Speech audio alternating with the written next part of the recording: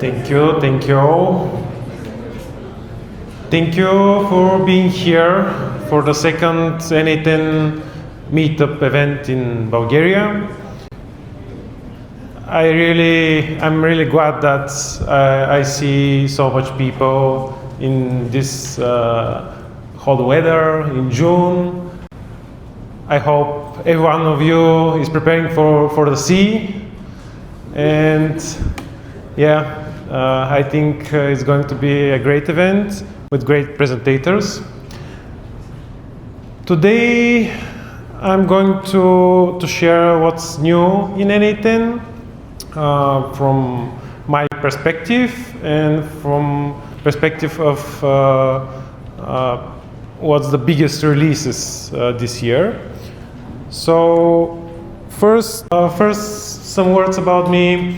I'm Simeon Penev. I'm AI automation consultant, a lot of experience in marketing, and I'm trying to build the community here in Bulgaria around n8n and around automation and AI.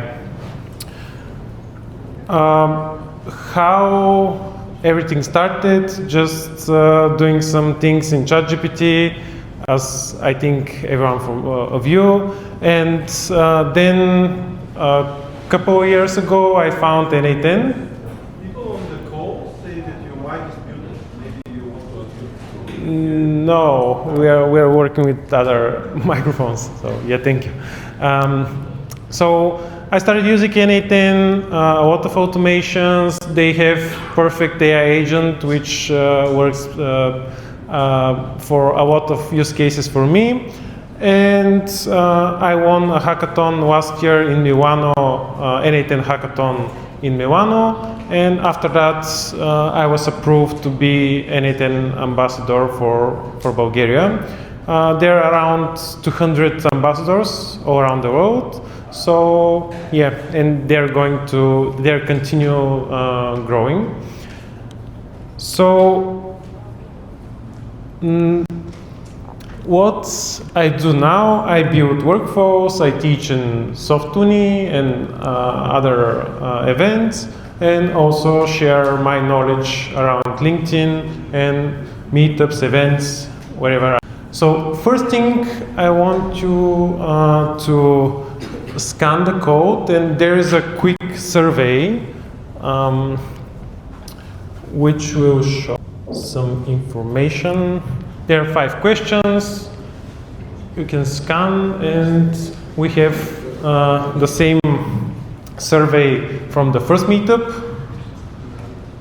It's not the same, but we have 5 question survey from the first meetup, which you can review, and this is the second one. And here we'll review all kind of results, and everything in the behind the scenes works with n8n. So the results are going to data tables in n8n, and the vibe coded app just show them as a front end. So let me see some interesting results. Do you use n8n today? A lot of people not using n8n, which is very interesting. And I hope that with all the speakers, you need to start using n8n. Tonight, everybody's coming for different topic, which is perfect. Biggest automation challenge. Keeping up with the AI. We all are on the same page, so I'm trying to keep up every day, and it's very, very hard. How much do your work could be automated? Around 25 to 50%, most of the answers. And would you speak at future events? Oh, 15 new speakers. Where are? Nice. So thank you for your answer. Now we are continuing with the community group in LinkedIn. 350 members, and they're still growing. And I will try before the next meetup to post more frequently, because I didn't have the possibility in the last months, but I will try to engage more in the community group. But there I will share more about the next event for sure, so please join. And now what's new in n8n? It's very interesting year for n8n, because they're competing more and more with squads, with ChatGPT, with these tools, and it's very hard for them to keep up. But in the previous month, SAP invested in n8n and valuated the company at a 5.2 billion valuation, which is incredible. Also, there are a lot of builders, and the marketing strategy of n8n is all about ambassadors. So they give us the opportunity to create these events and to grow the community. So there are a lot of community people and a lot of builders. They have self-hosted version for, and Emil will talk about it. So it's easy to start with n8n, and also they have more than 190K stars in GitHub, which is, I think, on the 25th place in whole GitHub. Something else is that n8n is now globally on Mercedes-Benz self-hosted. So the whole company is using n8n on the enterprise version, which is self-hosted version. Also, they just created Microsoft 365 agent. I'm a Mac user, so I've never tried it, but yeah. And also, this in the same month with the SAP news. So what are the things I'm most excited about? These are AI Builder. This in the sidebar of n8n, when you buy the cloud version, you become some. Okay.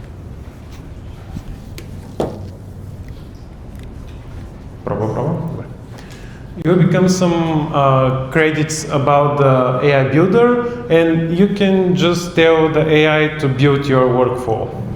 And this is the one way you can do it. The second way is my way. So I'm doing it with the n8n MCP.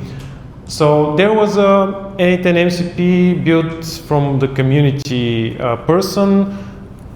First, what's MCP? MCP is something that you can you can talk with your instance with the AI. AI can talk with your n8n instance, and you can build everything in n8n with this tool. So you can do a lot of things, and I will show you in a bit. Something else that I think it's also important is about the observability, open telemetry tracing. This is something more for the technical people, so Emil will explain it more about it, but I think it's something big for them. I don't know. Human approval, this is something interesting when you want to plug the people in your workflows and within your AI agents. You can have human approval. So you can go in Telegram, Slack, WhatsApp, whatever, and you approve the action of the AI agent, which is where we can be human in the loop. And also there is a chat hub, which is like a ChatGPT platform where you can use your workflows directly in n8n. So you can use n8n as a ChatGPT. And here is the interesting part. First question is, does everyone sign up for the event and checked in within the event being here? Someone missed? All right. So some of you will become 3 n8n Pro subscriptions for I think for a month, and I think it's worth 60 euro or something. And we'll do the demo. So below 5 minutes, I want to build n8n workflows with the MCP, which will draw the winners. So let's first, I have a guide which will follow. I will follow a guide with 3 prompts, and I will do it with quad. So the first prompt is to create a data table where I will plug all people who are checked in the meeting. Then there will be, sorry.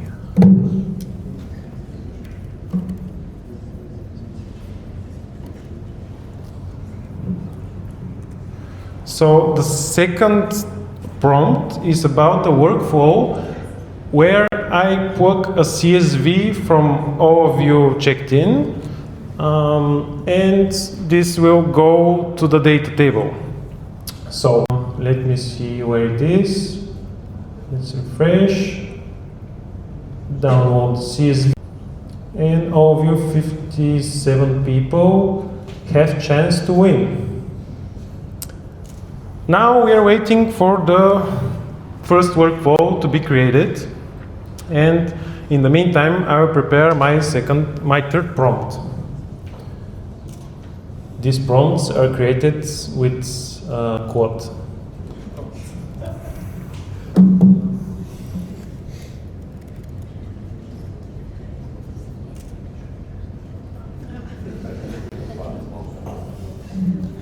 This was a test.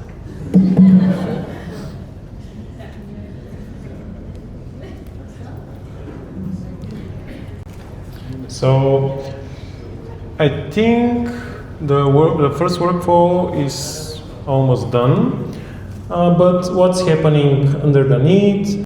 I connected Quad with the n8n MCP, which is here in the settings, in instance level MCP. Just enable it and follow the instructions from n8n, or just asking Quad what to do to connect it. So I think the first workflow is already done. Here it is. Now we can create a second workflow, and in the meantime we have import attendees workflow, where we need to parse prepare it, clear the table, insert guests. So let's execute it. So here we need to upload the CSV, upload the last CSV, not the test, and load the guests. We have 57 checked-in guests, which is correct. Now we are waiting for the second workflow, and in the meantime I can show you where the settings of connections is. So I think here in connectors, yes, here in connectors you can see n8n, and you can see all the tools which n8n can execute. Get execution, getting node definitions, list credentials, add data table, column, row, archiving workflow, whatever. So going back, and it's validating the workflow. I think in 30 seconds it will be done. And then we'll draw winners, and it will send emails to them directly because you have your emails. Yes, from my. Which is fetched by the MCP server. Yes, they have MCP has my credential, and it plugged the credential to the workflow. It's almost done. This is the first workflow. You can see that's not more than a minute. And here is the second one. I think it's done. No, it's not yet. But this is the. Oh no.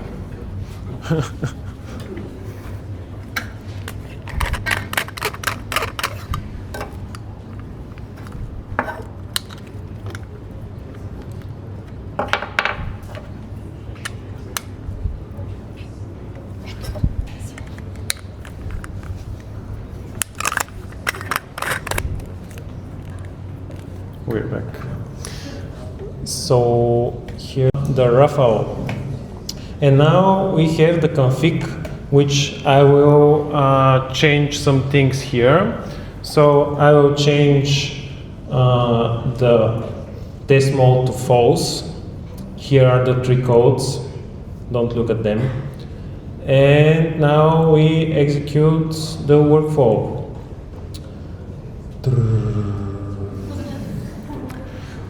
And the winners are Peter Vodimirov,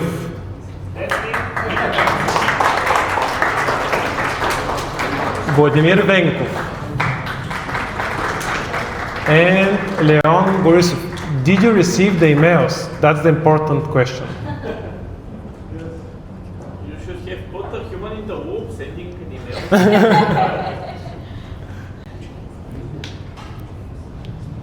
Yes, I get it. Perfect. So yeah, this is the n8n MCP in action. And I just want to finish with our supporters, media supporters, DevBGame. Thanks to them, they have a job board where every third ITRO is one you won't find anywhere else. So you can go to DevBG and find your next job. And something else, at the end, after all the speakers, we will have a panel. So here is a slide code, n8n BG2, where you can you can put your questions, and we will talk about this after all the presentations end. So yes, I think that's something that's very important for me. Is this technology is advancing very, very fast, and you can see that I build workflows with AI. I don't build any workflows with clicking the canvas and drag and drop nodes.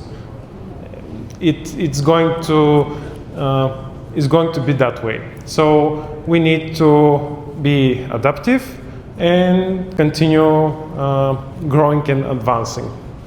And now I want to give the next presentation will be from Svetla,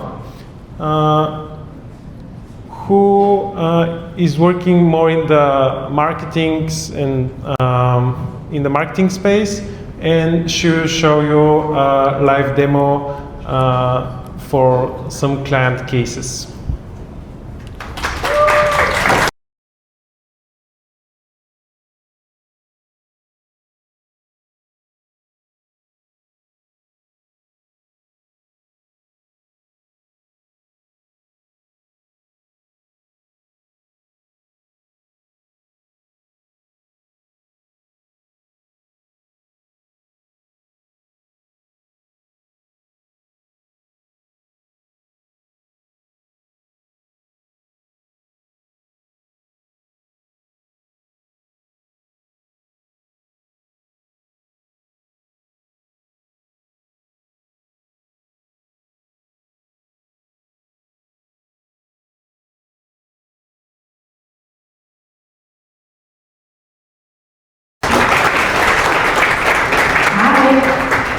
So I spoke to a lot of you today. I first want to show it off because I couldn't speak to everybody.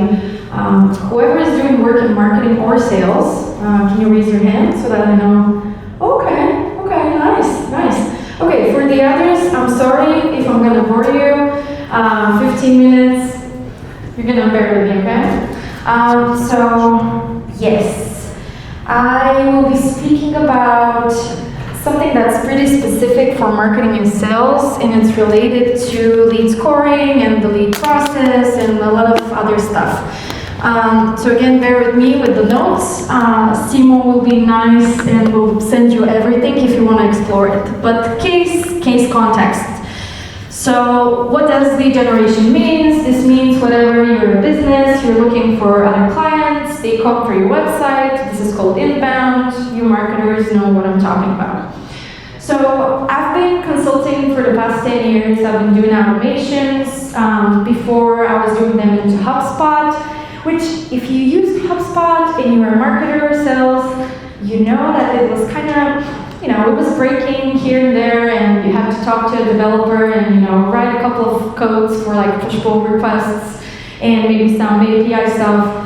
And the cool thing about n8n, I feel like right now, is you can do that yourself. I'm not saying, kick your developer out. They're amazing. I love you guys. But I can save time and not ping them about this simple process that I'm going to walk you through today. So the case study that I'm going to walk you through today is related to a client of mine. Sorry, I haven't used that in a very long time. Anyway, to a client of mine who has been struggling with HubSpot. So I've been doing HubSpot for 8 years. It's kind of expensive. Lately, it's a little bit of a pain in the ass. Can you say that word? Anyway. So the client didn't really have the budget for that. They wanted me to build a CRM, which I know is very trendy right now, but they wanted the simplest possible thing. So simple process, a lead flow, whatever happens with the new clients, right? So I have this case here. There was a lot of salespeople into the team. They were spending some time. I will zoom in so that you guys can see it. So the team is small. The team is 3 reps and 1 manager. They're kind of doing everything manually. They forgot to fill HubSpot. They forgot to follow up. The super typical sales thing, at least in my experience. So the go-to-market stack that they were using is part from HubSpot. They had Gemini installed. They had everything that's kind of like related in there. You can see also Slack. They didn't want to use Teams for some reason. So they had a problem, and that problem was they spent so much time into writing emails. They were chasing context of different, B2B businesses. They didn't have. They spent like 15 hours per week, they told me at least, about writing emails. Whatever that means, I told to them that I think that's too much time, and we started thinking about, since their HubSpot was, going out, they didn't have the budget for it anymore, that we were going to try to do something with n8n. And I built this into 6 hours. I did talk to them for a day before that to capture everything into that process, to figure out what they want to do in there, to figure out how the team works and everything. So I'm going to go through a little bit over that right now, and we're going to try it out, and then we're going to talk about some problems that might arise.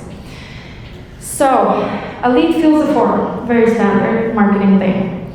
We normalize the leads data. What that means is in n8n, I'm going to open it up so that you guys can see, there's a mapping into fields. So I've heard a couple of times lately from marketers, this is super hard to do, this is so technical, I'm not used to it, I'm used to like super standard Marketo or Salesforce or HubSpot or something else.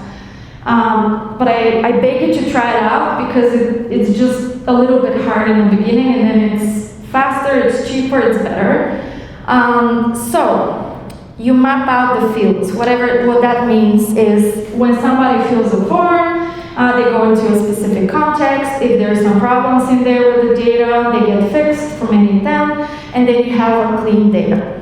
That's the first step after the form submission. After that, I don't know if you know, but a lot of companies and a lot of like third-party integrations from HubSpot and Salesforce and everything do kind of like a base score. What that means is they capture some information on the company, they do whatever that budget is, and they tell you if this lead is hot or cold. Which means if it's hot, then there's a big business opportunity. If it's cold, it's probably not a good fit for the business, and you should still see them, but probably it's not going to happen. Then we do that in here. I did some agent thing with, of course, with Claude. My husband told me that this is a very shitty code thingy, but he said it works, so he forgives me. He's a developer. But it works. What that means, I've given some weights onto some of the industries I work with. For example, I'm really good with healthcare, so I'm gonna get a better score for a healthcare lead. And then after that, it's added to a sheet because that's what they wanted for, again, I told you 6 hours that I built this. A better situation would be a real database. Then we wait a little bit because sometimes Gemini doesn't like too much data into it. And then two things we're doing. First one is scrape info. This means whenever you get a lead or a company, it will gather some info for the company, it will tell you if it's a good fit, it will get the website, it will get the offering, something that usually a sales rep does. So it doesn't sound like it takes that much time, but it actually does, especially if you get a lot of leads. Second one is you get that info and you write an email. And a note here, human in the loop always. At least this is my approach. It's better to draft an email, it will save you time, but of course double check it, see if everything's correct, see if it's in your voice and everything, and then hit send. And then we do have a Slack integration as well. So a couple of things to note here, and I'm gonna run the workflow, you're gonna see how it works. So integration-wise, we do have now a credential for Gemini. I do have also a credential for Slack, for Sheets. So those credentials are built into n8n as well. So it's automatically getting everything in there. A couple of things to note. This is not a case study that will work for everybody. They wanted to use a very simple type of thing that they wanted to verify if n8n was going to be for that. So this could be updated with whatever you're using. If you're using Typeform for forms, if you're using something else for forms, maybe Tally also, they have an integration. So that's something to know in. So let's kind of see how this works. Because I know I've been talking a lot and you haven't kind of seen everything. I'm at versions and I don't want to hit versions. There we go. When I hit execute, you're going to see a form. Now I'm going to pretend I'm a really big businesswoman. I'm going to fill everything. I don't know, maybe this one. Don't see it. Huh? No? Okay. Let me do that again. Thank you for telling me. Okay.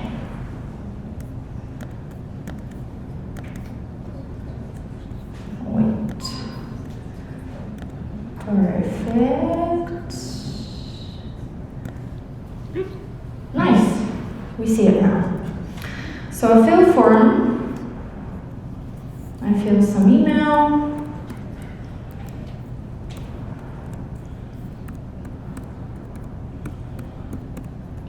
Choose an industry, healthcare, budget, something like this.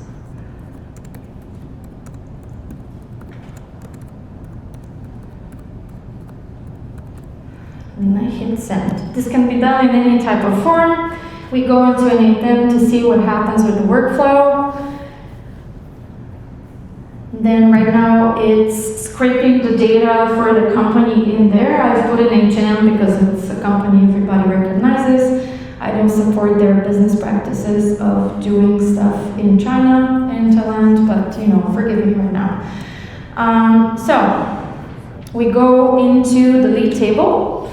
Everything's in here. This can be done with Google Sheets and everything and Google Forms, but the client wanted something else. They wanted to use the n8n and Typeform.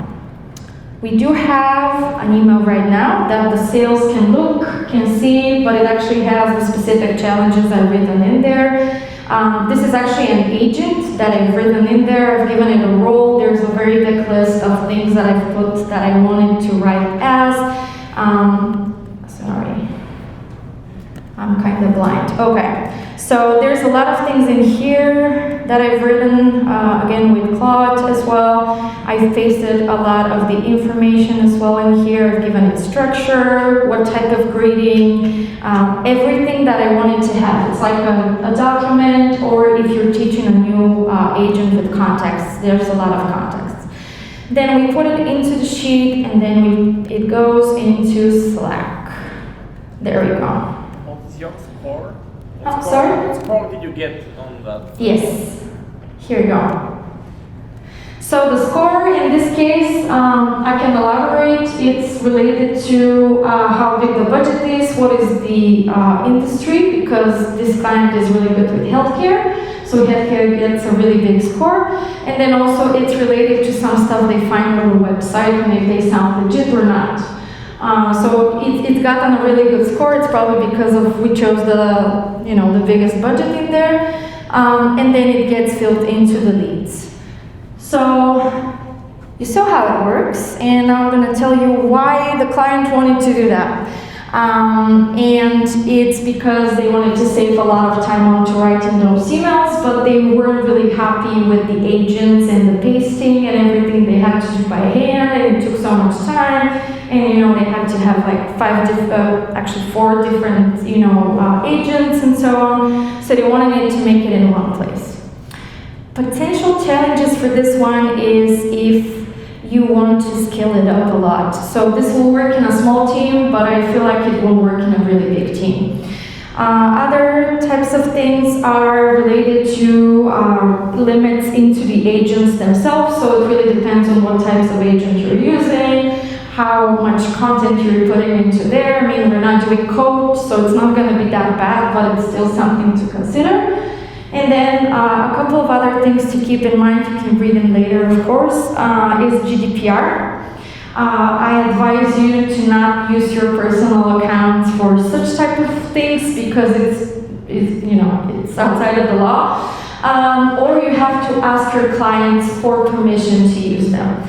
But if you have an enterprise account, like a big one and a real contract where they don't actually teach the models with your data, it's fine. Or, I mean, it should be fine, but we'll never know. In 20 years, we'll know for sure.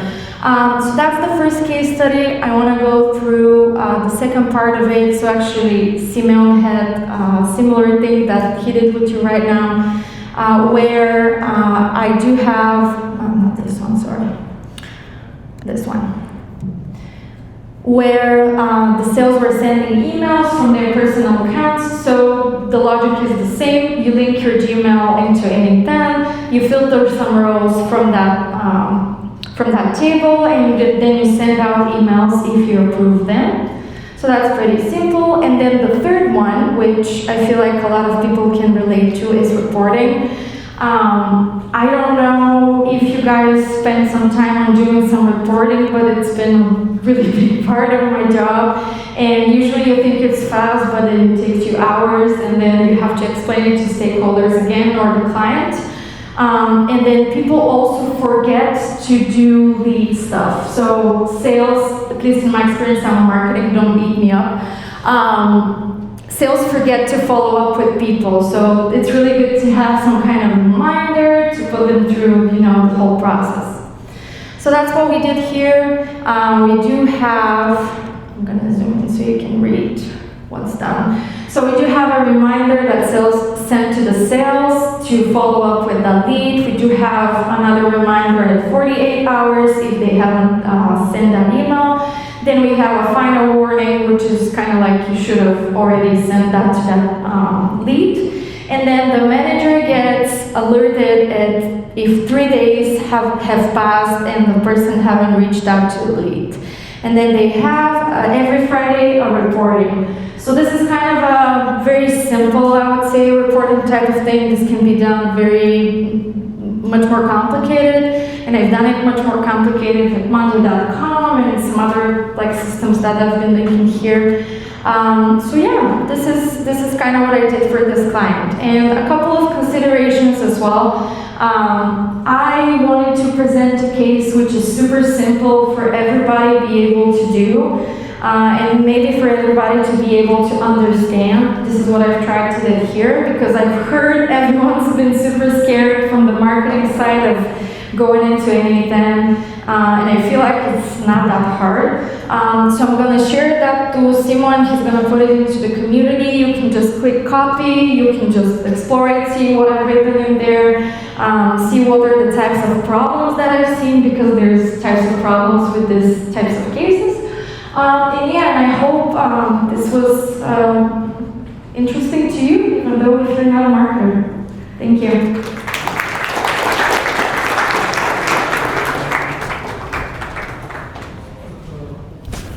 So now we will go to the tech side.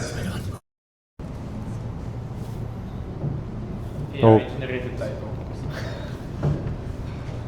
Yes, my name is Emil Romanov, and I will use the PC.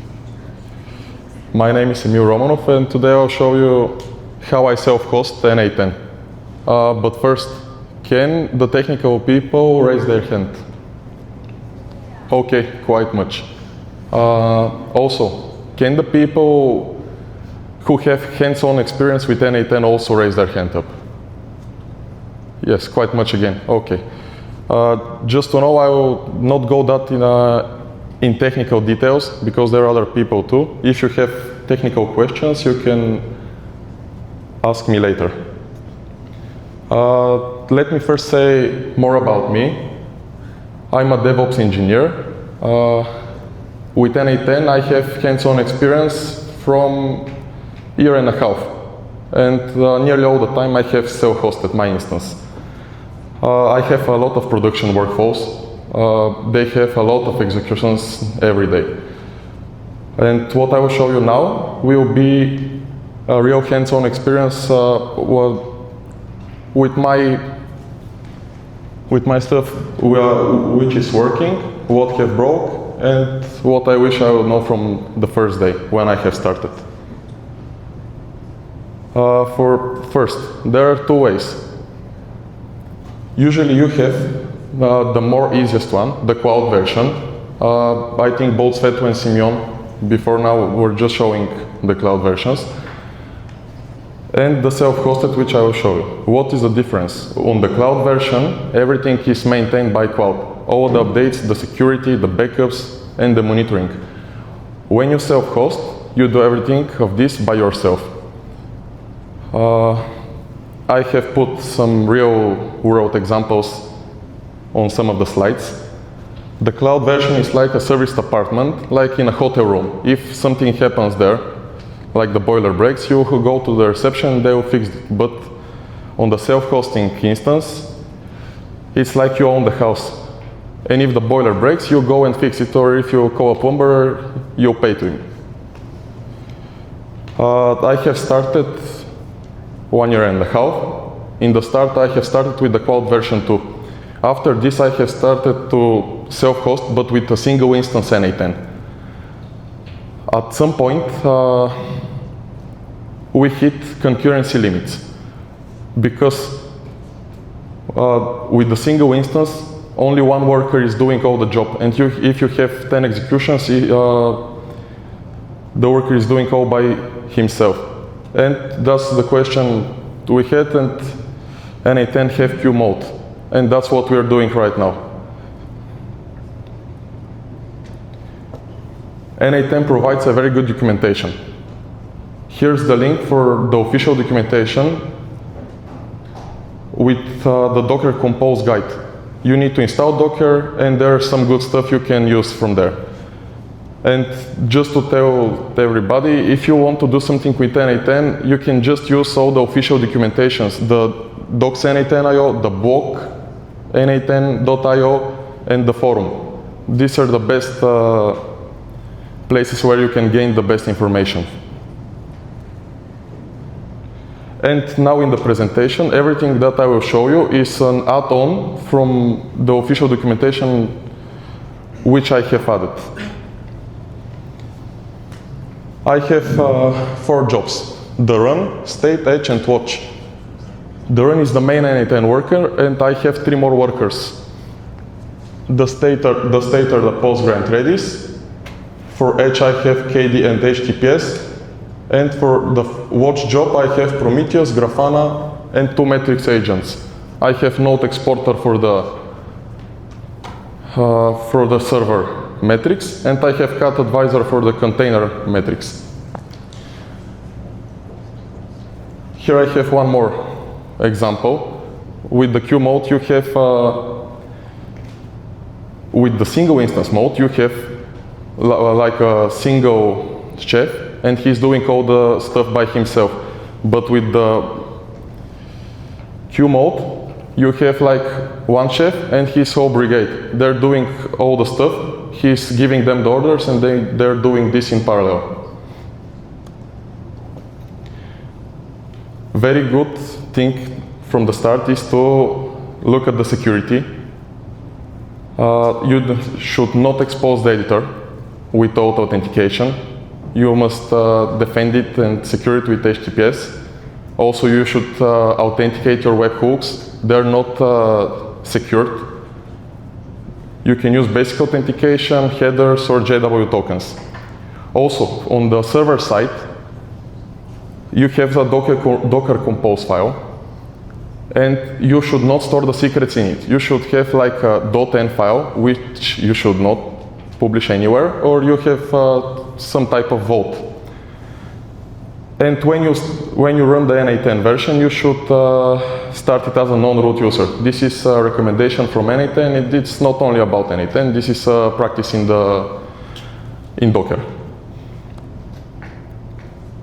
Here I have put 3 screenshots from our Grafana. These are the dashboards from the server metrics, the container metrics, and the one on the right side is custom built from us. We have also alarms, because you should know first about anything with what happens. Simeon earlier said something about OpenTelemetry, which is new in n8n. n8n published it 4 days ago. In an example, I will try to explain, not that technical. You have a workflow, and like all the nodes in it, when you enable the OpenTelemetry, you have all the stuff, like the execution time for every single node, for the whole workflow. There comes a lot of info too, and the error too comes. By default, just to say, the execution history is 14 days or 10,000 runs. You can change this in the Docker compose file, but I didn't want to make the database that much larger, and we built another one, custom, and here is an example for one of our clients and their workflow history. And everything from there. We have put all the information from the workflows there. That's custom. Maybe OpenTelemetry will do the same thing. I have 4 headaches, which I mentioned only here. These are the main ones. Maybe it will be good if I know them before. When you self-host the version, you need to pin the image tag.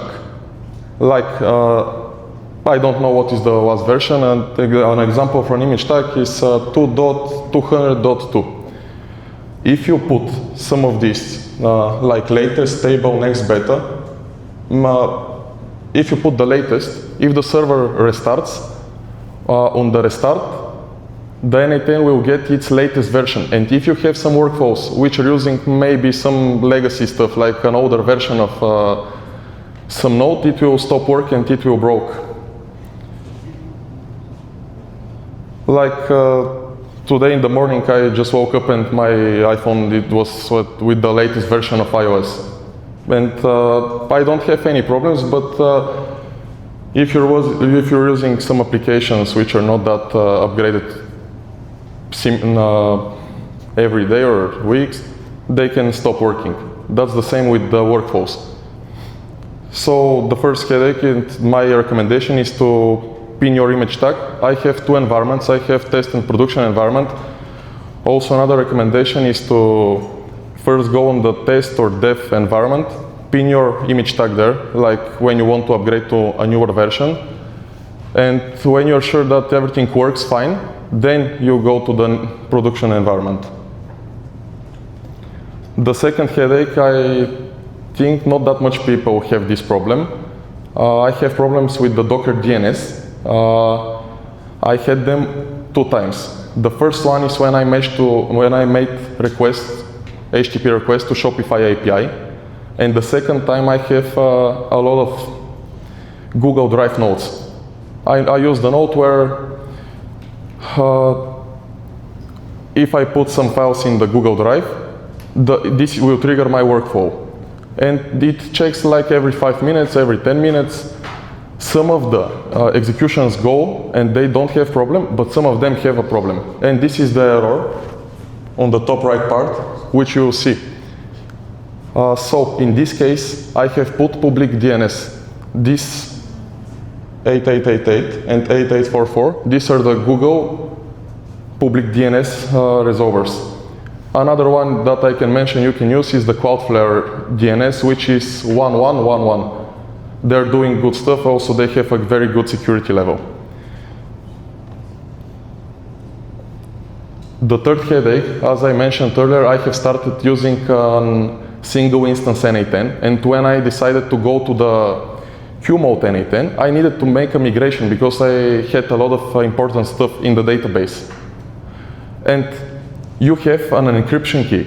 Every credential which you set is encrypted with this encryption key. Without it, you can't migrate your credentials. That's my problem which I had. It was nearly in the start. I had only 2 months of work there, maybe 20 to 30 credentials. I have done them on hand, migrating. So when you make migrations, even before this, make sure you have this n8n encryption key. It's an example here it's like if you have a safe and the key for it to unlock it. If you lose the key, you can't unlock it. And here is the fourth headache about the executions. n8n has its own runs. By default, the execution history is saved for 14 days or 10,000 executions, which is first one. But in my hand, I have built a custom tables for the execution history for my clients. And at first, I wasn't cleaning these workflow executions. And as I said, there were a lot of executions. And this is making the database very, very large. So what I made a daily script which is cleaning the database.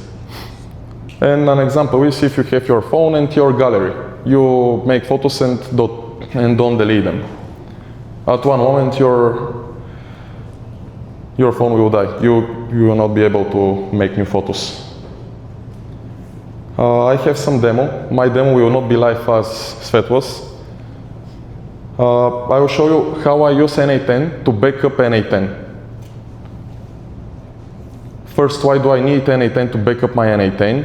I'm using a community version self-hosted.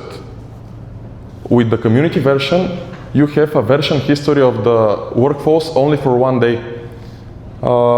So if you make any change of some important workflow and now it doesn't work, you can't go back. So I made a workflow that is, for my case, I do it on a daily basis. I'm doing it at 4 a.m. when nobody is working, so there will not be problems. Here is an example. I think it's not quite good. I think you don't see it, but every day at 4 a.m. my workflow fetches all other workflows which have a tag. These tags, I'm doing it per client folder. If the workflow is new and with the tag, it will add it in GitHub repository for the first time. But if in the next day you make change, it will update. It will not delete anything. It will just update the workflow in the GitHub repository. And also, if you don't have any change in the workflow and it's stuck, it will not matter. It will just skip it and not make any change in GitHub. And here is again a sample from the GitHub repository. On the top left side, you can see the folders there, per client, and all the changes are human readable. Yeah, it's not just the message is not just commit. There it's explained very good in the every commit message what has happened. And now you have history, not for the last 24 hours or from your workflow. You have the full history for your workflow. And n8n is powerful enough to maintain n8n. I usually do all the things by hand for me, but in the new updates, like the open telemetry, they're just wiping out my stuff I have done, and I can use their solutions, which are better. But just to say, n8n is very powerful to maintain n8n. And that's from me.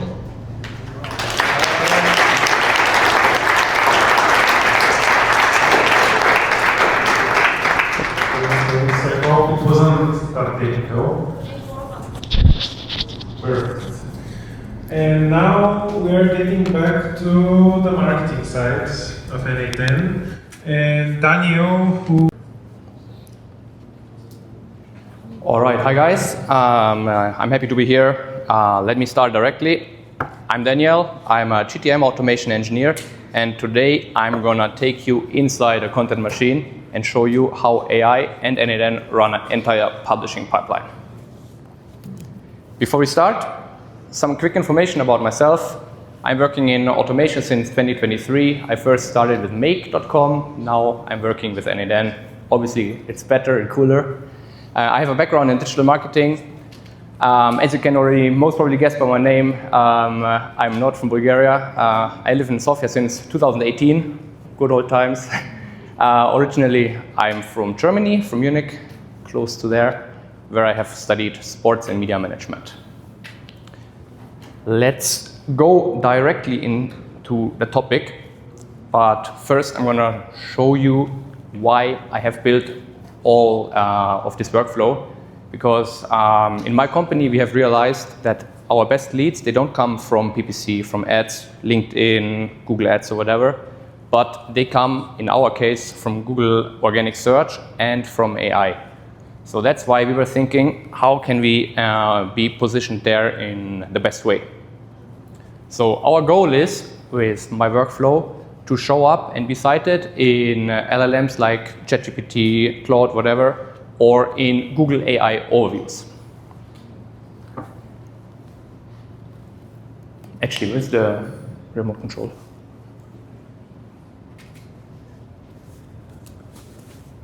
Sorry.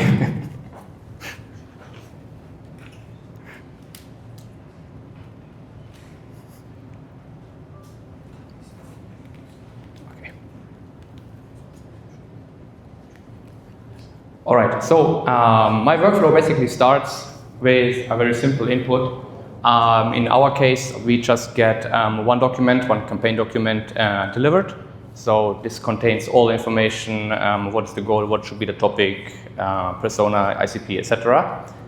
And basically, this one will be just read and analyzed by Claude. So basically, the messaging framework is analyzed and sent to Claude, and it generates, as the very first step, just very country-specific headlines per region. So to make it clear, we are speaking about blog articles in our homepage, which, sorry, I haven't mentioned yet. And yeah, so in the very first step, we generate just topic headlines per region. After that, we send these headlines as items to our Monday board. So basically, every country and every topic has its own item, and under it, each headline as a sub-item where we then will handle all information like dates, publishing status, and so on and so on.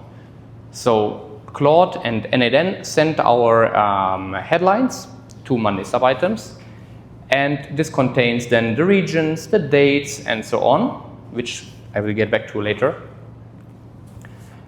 First of all, we do a date randomization. So this means code node is checking the next available dates when we can publish content on our website, because this is some internal stuff why we have only go lives at certain dates. So the code node is basically calculating the next available slot. Also pulling the taken slots already from Monday, so we will not have duplicates. And then after this step, we already assign our freelancers. We have them for social media visual creation and such smaller topics, I'd say. So they will get automatically tagged. And then once our publishing date arrives, which we have set in Monday with the date randomization, a webhook in Monday is triggering, and is triggering n8n actually. So we receive from Monday all the information about the one item that we want to create a blog article about. That means, in my case, I send through the webhook the topic over, I send the region, and so on. I send it over, you see it, I store it in my Edit Fields tab, and with the Get Monday item, I just pull the remaining information that I need from the updates or whatever. After that, we create with the AI agent our articles. So we have our whole campaign document as a reference again inside the AI agent. We have our topic inside the region, so it will write a very specific blog article for this topic. So it can be about why Dutch hospitals need secure file transfer in 2026, for example.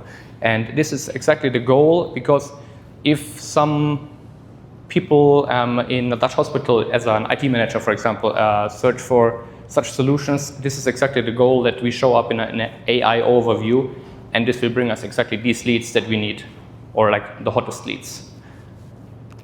And basically, after that, I do have it inside the screenshot. We have an automatic length checker, because sometimes Claude is not the best with keeping the lengths in the way I want it to be. So sometimes it's way too long and nobody is reading a blog article which is 5 word pages long. So I have an if module in here, which is just checking if the length of the article is longer than X, it will automatically shorten the article by still keeping the sense and the topic of the article and the content. And then we have our article ready as a raw article. So this is just the output in the AI module. And what do we do? So I store it in the very beginning just as a Google Docs file. Just, it's readable, it's editable, and trackable by the team. That means if anybody from the team or from product management wants to go in, have a look, maybe make some changes, they can do it, which by the amount of blog pages we create is maybe actually not done, because we trust our setup and our MCP server, which is connected. So this is only the raw article. This doesn't help us yet. We need the HTML version, and also we want to paste crosslinks. So what we have done is we have created a file with various crosslink articles inside, with various crosslinks, sorry, where we know, okay, this is a page where we definitely want to crosslink within our own website.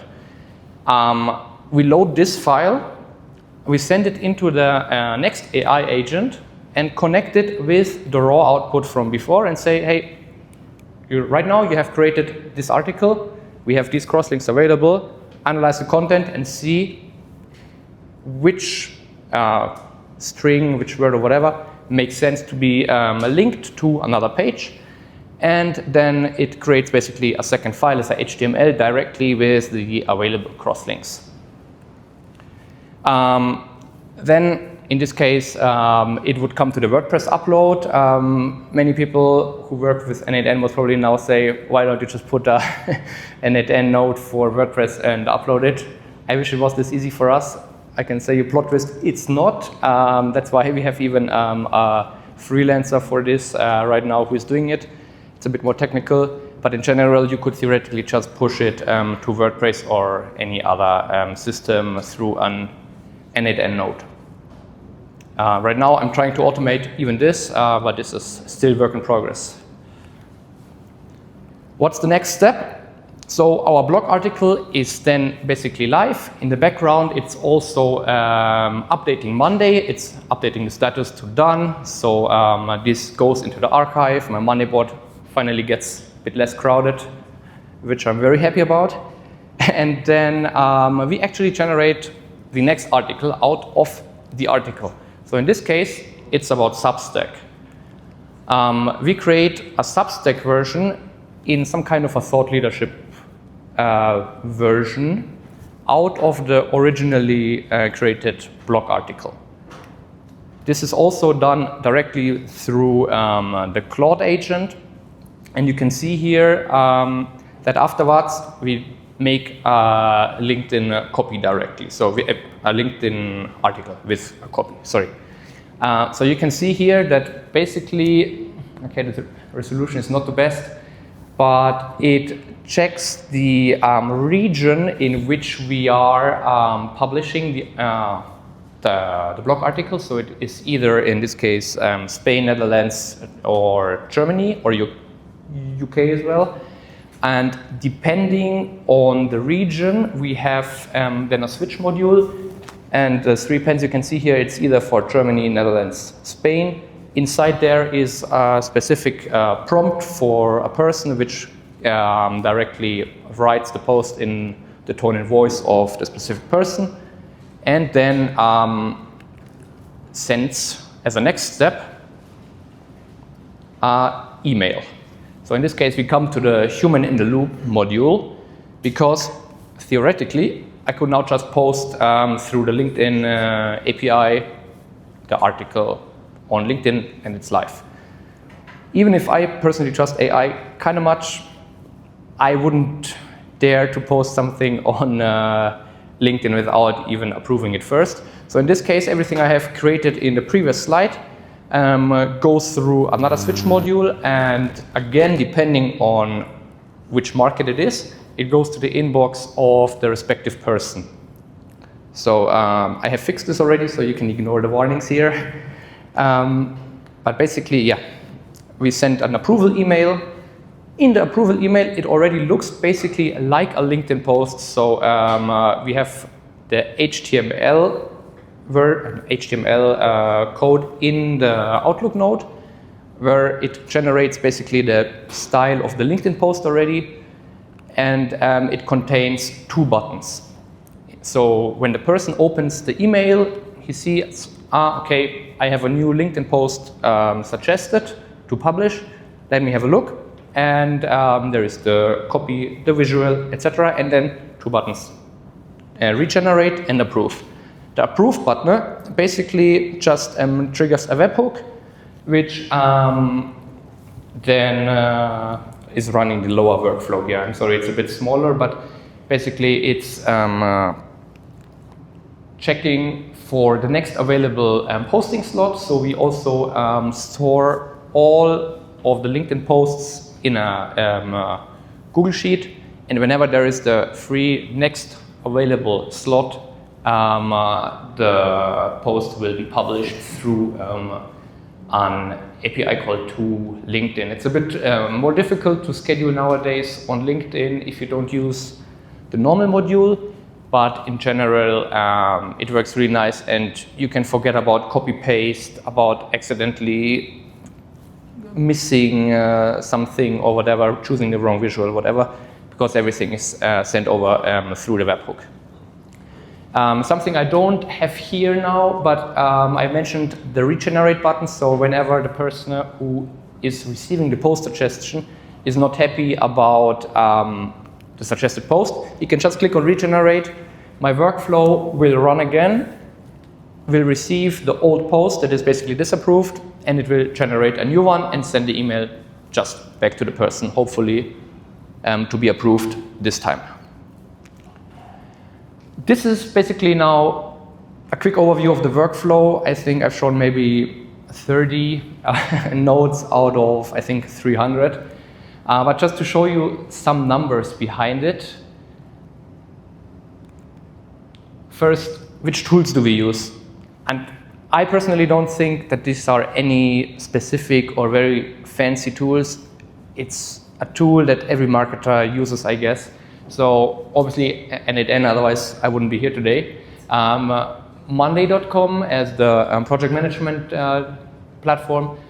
Google Docs and Sheets, this can obviously be replaced by Word, Excel. I've personally changed this already now to just a TXT file, so we don't create Google Docs, we just add in Monday directly the TXT file that is generated in n8n.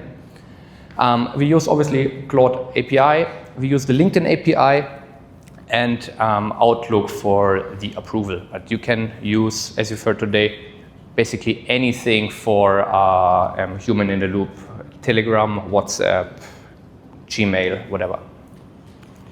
Now, what are the results so far that we have seen? In total, altogether, it's more or less 3 or more workflows if you split it up, depending on how you want to see it. Altogether, I'd say these are more than 300 nodes. I'll show a screenshot in a bit. Right now, in our Monday pipeline, we have more than 300 articles coming up this year. And if you now think you don't have n8n, you don't have Claude or whatever, you do it like, let's say, 5 years ago, and you write a blog post like you did years ago, you need to write the content, you need to review it, you need to upload it, set the links, cross-links, whatever. You need 3.5 hours, we guess. With my automation, so the run takes around 5 minutes from the very beginning to the very end. And if you calculate this out, this is more than 1,000 hours saved per year, so you can imagine how much money actually is saved just by this automation. And you need basically 0 copywriters and 0 editors for that. Now, let's have a quick look at the screenshot. I wasn't able to squeeze it more, but basically the red node on the top left is just the headline generation. Then the yellow one under it is basically the article generation. And you see at the very end, it's basically splitting into 3 different routes for the LinkedIn content creation. We have on the right all the Substack content creation and its publishing behind it. And on the sides, I just have some helper tools in case something breaks. I need something to put in manually to cross-check. So yeah, in general, I think it's a very helpful tool. Maybe in some cases it's a bit overcomplicated and not necessary to be always like this. But I'd say this is a way how you can fully automate your content as long as you just feed it one time with a document. That's it from my side. Благодаря ви. And feel free to connect with me on LinkedIn. Thank you, Daniel.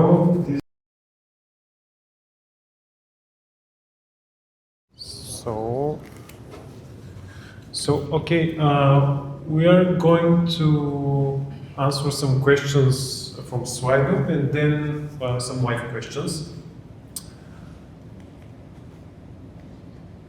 For winner picking n8n, why did we create 2 workflows instead of 1? I don't know, just Quad did it. Just, I don't know. it can be one workflow for sure. Very detailed instructions for you to create our official SKUs releases from n8n related to the official n8n recipe. Again, question for me. Yes, these official SKUs can be used with quotes. I didn't plug into this these workflows when I created them, but I'm using them with quad code. Okay, so next question. How can I get started using n8n to build AI agents for barbershops that answer phone calls and handle bookings instead of the barber? Okay.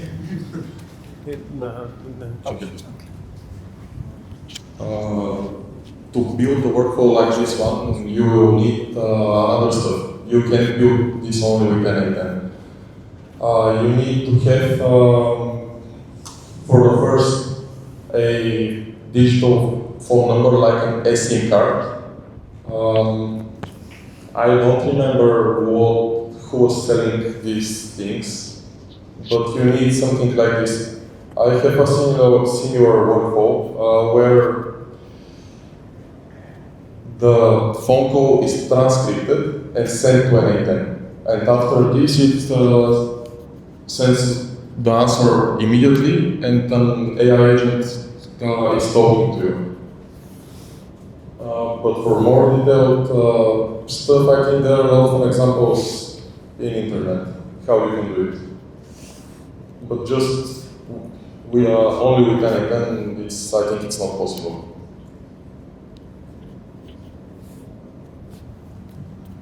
Thanks. I just want to vote here this one.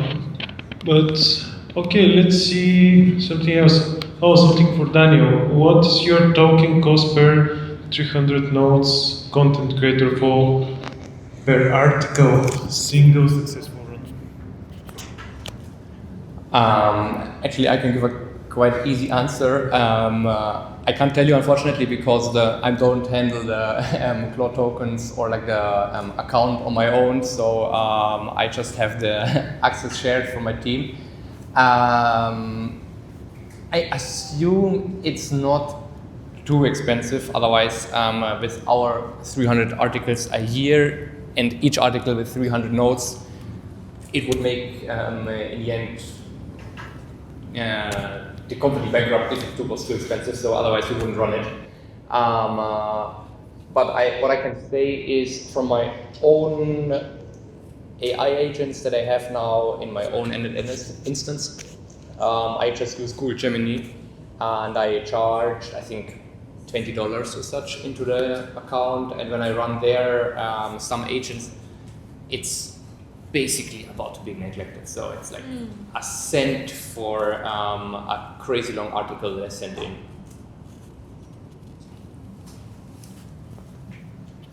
Thanks.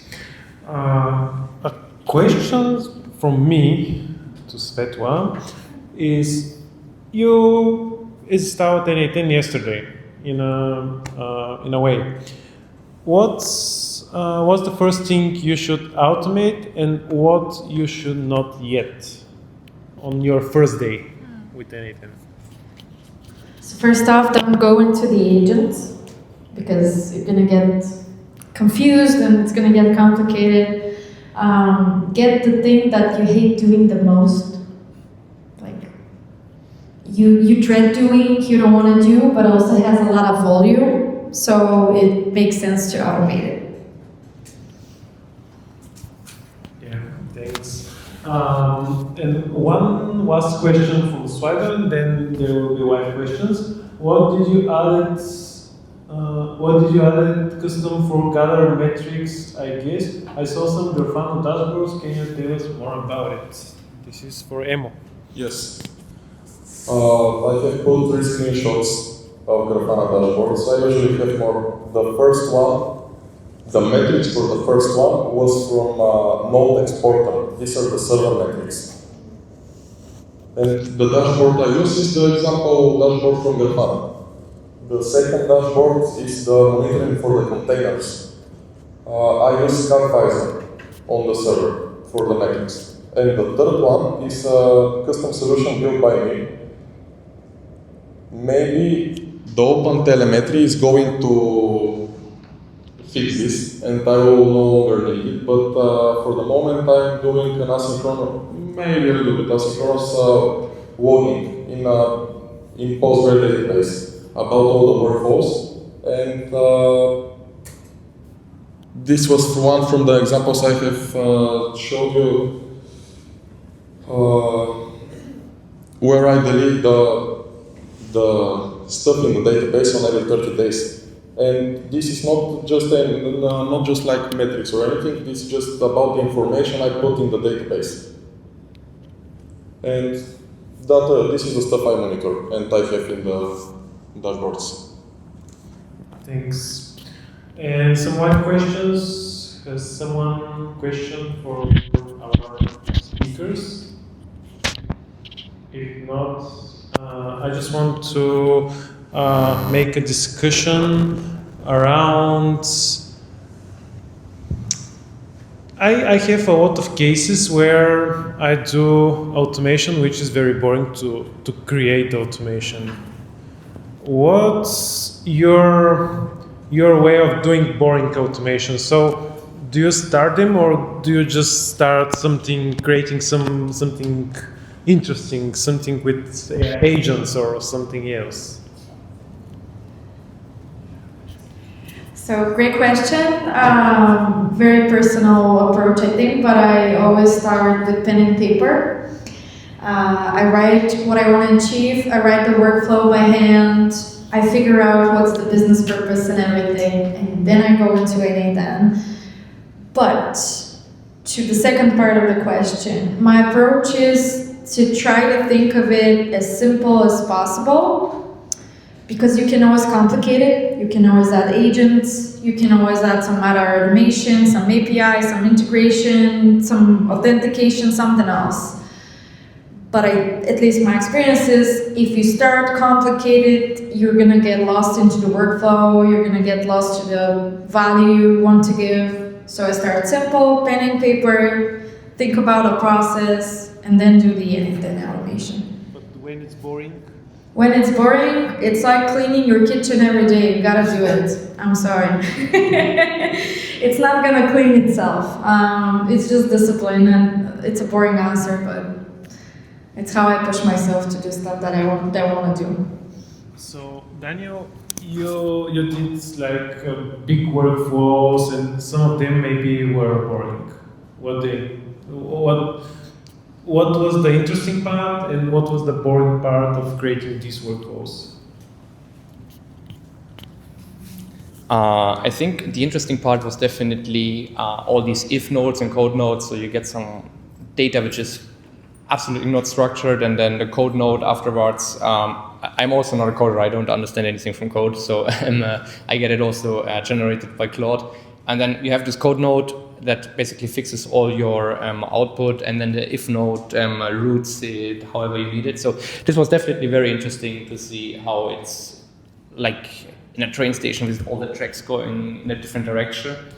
The boring part is then when you have the split and you have, I don't know, like 3 or 4 different outputs, and you have to copy paste all of them into the same, like you copy paste 3 or 4 times the same agent, and you just have to change 2 or 3 things in the prompt or whatever. So this is a bit, annoying, but it's part of the business. And you, Emil, you are doing a lot of tech stuff. For me, this is kind of boring, but for you, it's not, I'm sure. So what's the boring part of your job? I don't have a lot of boring stuff. Maybe when something breaks, that's boring because I need to see what is breaking. That's why I have built all these dashboards and all these works and everything, because when something breaks, I need to check it, and I usually don't check it in the moment when it breaks, and when I check it, it's when the workflow history has gone, like two weeks later. And that's why I have built this solution for me. And maybe this is the only boring part. Earlier you said you don't like to put the boxes, and you don't do it manually. I like to do it manually. For me it's boring to build it only with code, and after this to go in the whole workflow and to start doing it like code has done like 50-60% or maybe more of the task, and now I need to go through all this and to continue. I usually like to go through the whole process. Yeah, understand it, but yeah, for me that was changed like some months ago. So, question from the backyard.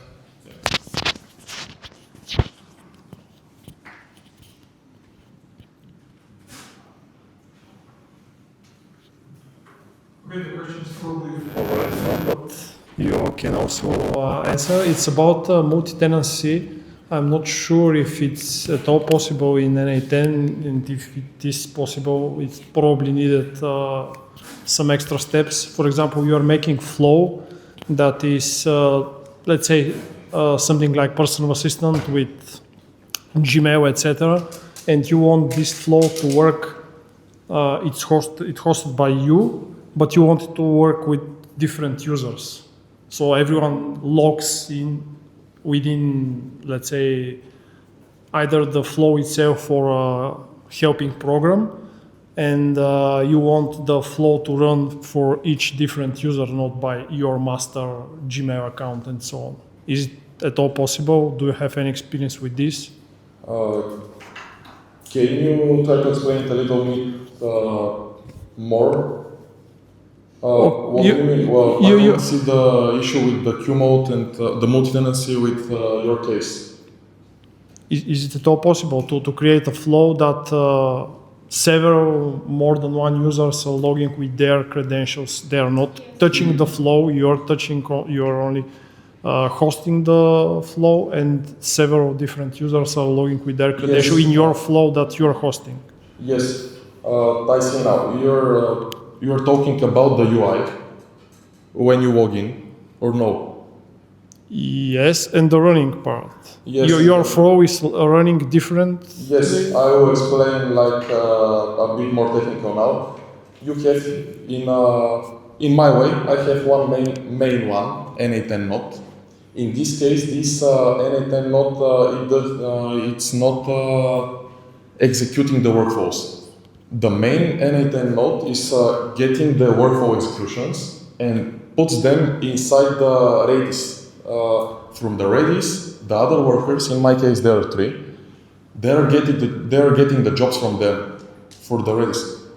So I think for your question, there will not be any problem like this. If it's single instance, if it's queue mode, there's no different things like this. It's only on the back side. It's just more powerful. Okay, but you are the one who is handling the multiple instances running at the same time for different users, in this case, in your case. No, I don't think it will be a problem. I think it's possible. Okay. All right. And 3 more questions, and we are done with the panel. So yeah, these 2 here and on the back side. Hello, hello everyone. Maybe just a question to Svetla and Daniel. Based on the workflows that you have created, Svetla used Gemini and Daniel used Anthropic. Have you performed any evaluations? This could be using the n8n evaluations or any other means to test with different vendors the outcome of the flows before making a decision which model to use? Awesome question. I am very big fan of Claude, and if I can use only Claude, I will use only Claude. But in this case, the client has already had a Gemini subscription, so I was limited to the Gemini subscription. And to your second part of the question, does it vary in terms of quality of the answers? I feel like Gemini is not that good with n8n, to be fair. But in my case, I am using it for scraping info and writing content, for which is okay.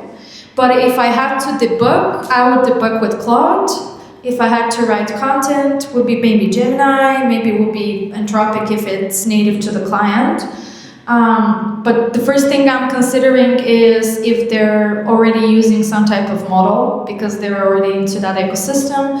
If not, depends on the task. So Gemini is pretty bad with some other tasks, like creating some pictures is bad for Claude as well. It's good with designs.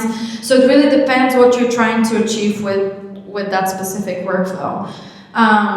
Most of the cases, I would say like 80% I would do Claude if I can. The other 20 maybe Gemini for some specific stuff, but it depends on the client and what they're already using. Yeah, in my current setup, basically, it's a very simple answer. It's just Anthropic Claude because of compliance reasons. But in my own instance, which I have self-hosted, as I've mentioned, I use a Gemini because I also love the whole Google world, let's say, and how everything is connected, and therefore I have obviously chosen to try Google Gemini through the API there. And have you done any testing using n8n evaluations, or just to compare the results, the outcomes of the flows, or? No? Is it for me? Oh, for both. Yeah, so I've done tests with content because I mean marketing, a lot of it's content, and the workflow build also. So I've tried to build workflows in n8n with Gemini. It doesn't work that well, I think. Can I add something? Yes. So you mentioned that the evaluations, the function of n8n, this feature, let's say. I'm not sure. Do you know this feature for evaluation? No. In my past job, with a colleague, we tested these evaluations, and I don't have any case for them for now. But therefore, you expect something to be 100% sure, and you give a list of things that you think this will be the content or this will be the thing, and then you evaluate on it. So it's hard for me to use them and to think about the use case around it, but I'm sure that people are using it. So I see some use cases, and n8n are they want users to use it, so it's in the recommendations. Question.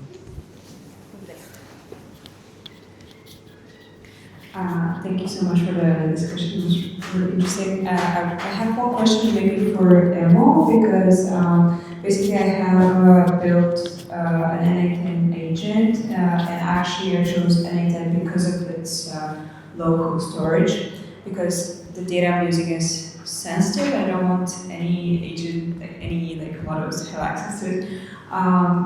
Do you have any tips on how to make sure that the system is safe, it's not leaking any data? Obviously I have a better authentication for all platforms, but yeah, it would be useful to have some more technical tips and tricks.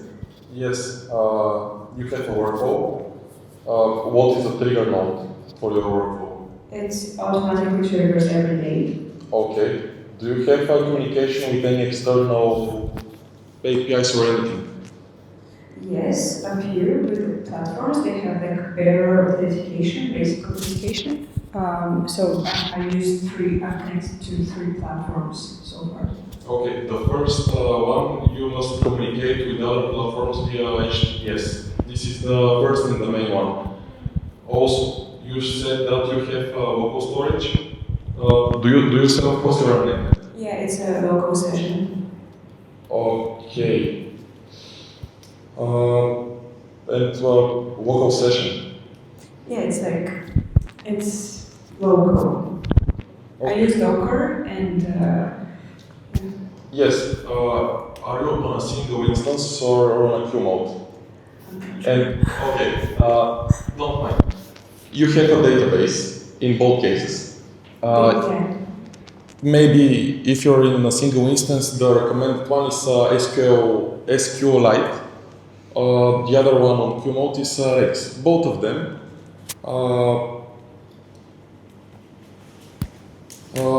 live on your server. You said that you use Docker. Do you use Docker desktop or okay? So the data inside the database is, let's say, safe. The only thing you should look is only about the communication with other APIs. Like if you make a request somewhere or anything else. Like in my case, my server is a virtual machine. I rent it from, it doesn't matter from where. And so the database lives on the server. And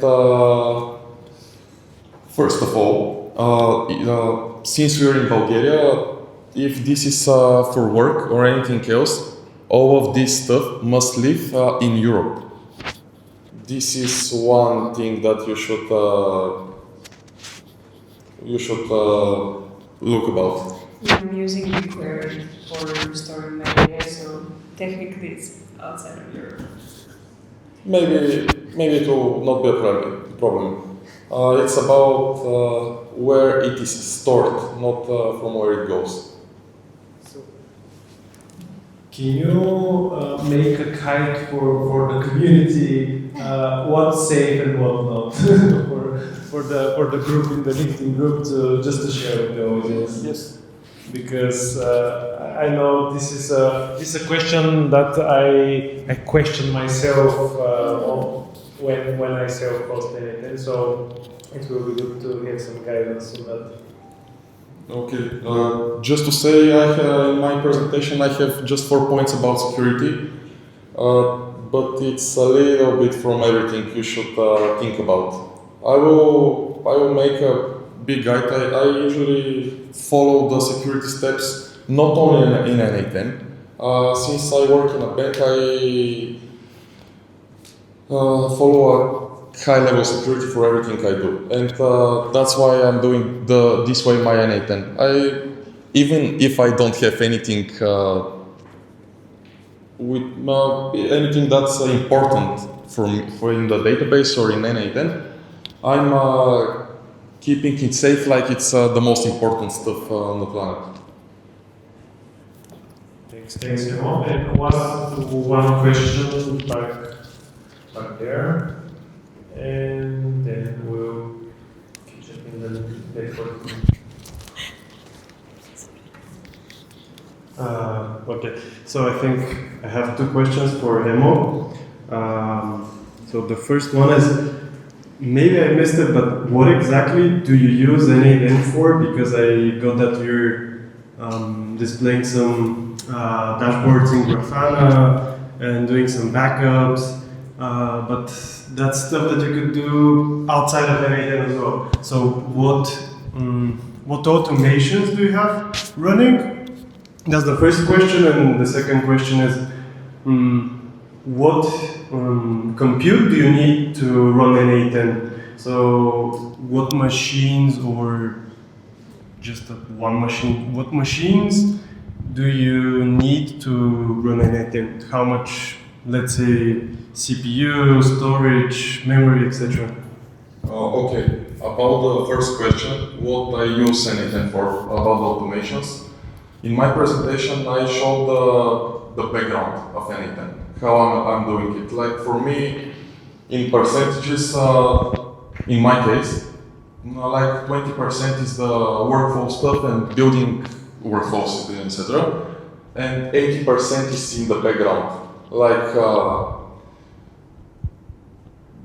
the self-hosting, the monitoring, and everything else, which is more like a DevOps. I have a lot of different stuff, but maybe I can say just one thing. I just wanted to show, since I'm a DevOps engineer, about this stuff, which is my strong part. My automations are not that hard. I do maybe a basic stuff, but I like, even if it's basic, I just like to maintain it like it's very, very important and hard. Oh, about the server requirements,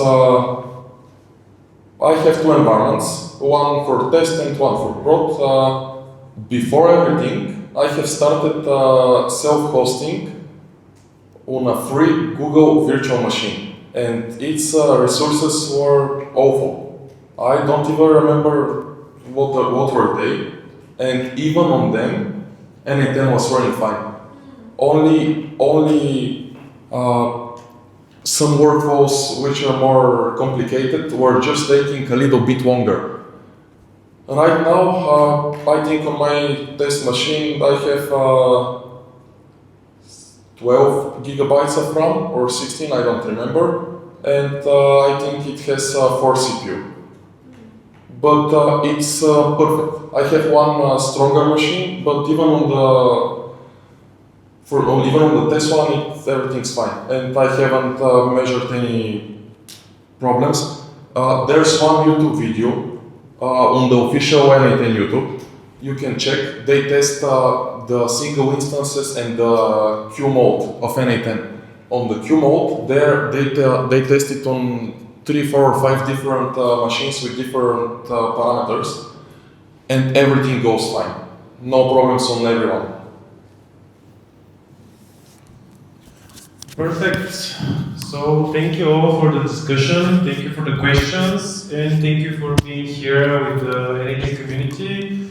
Everything will follow up in the LinkedIn group, and just follow the LinkedIn group and the events. The next event will be in October, I think, September, October. So yeah, thank you all for being here, and have a great night.